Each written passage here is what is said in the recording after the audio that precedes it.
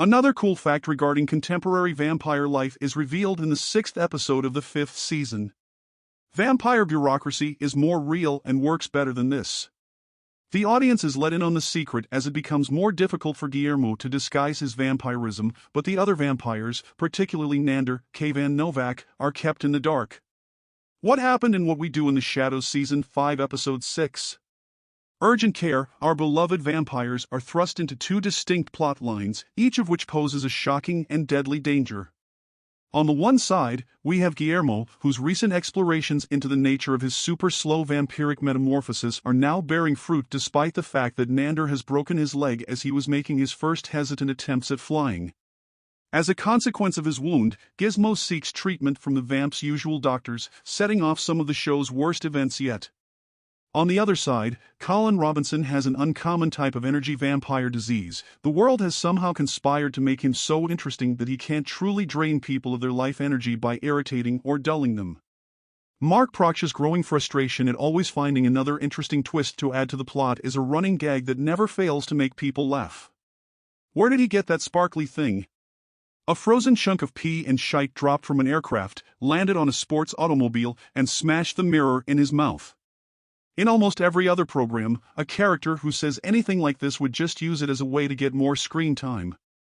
But Proch portrays Colin's annoyance and then desperation very honestly here, to the point that you really feel bad for the man by the time Nander is counseling him on what to say to royally piss off a convenience store employee and buy himself a few hours of life. After a short detour in the back of a vehicle driven by that John Slattery guy who gamely plays himself as a guy too caught up in his own thoughts to ever be drained from that show Mad Men, everything culminates at Laszlo's laboratory, where Nander acts as a power giver for Colin, who then pays it forward when Colin admits that he was once a man called ASS who had sex with Davy Crockett because Laszlo's whiskey dick machine sucked too much from the unfortunate guy. Such elements provide the basis for the show's many touching scenes. Meanwhile, back at the ranch, Nadia has Guillermo carted off in a shopping cart after he's been injured, and she's taken him to what seems to be a vet's clinic but is really the hideout of the far more gruesome familiar Urgent Care.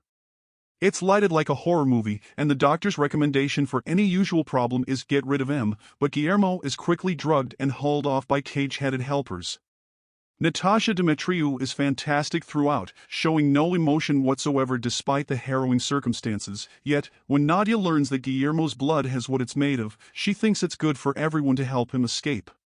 The next sequence is the episode's best bit, as we follow Nadia through several grisly scenes in the hospital's back rooms, including a brief, funny reminder that, yes, Kristen Schaal is now a regular cast member on this show, now that you mention it.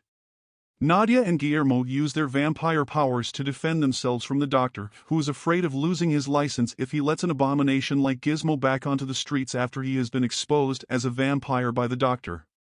The series veteran Yana Gorskaya directs, and the outcome looks realistic and unpleasant. And there's almost a sweetness about Nadia risking her life to rescue Guillermo, even if it's only so Nander can murder him later for his betrayal. The coolest part of Urgent Care is how lean it is. The Colin Robinson narrative runs quickly from joke to joke, and the Guillermo tale gives us fresh insight into the ugliness of the vampire familiar dynamic.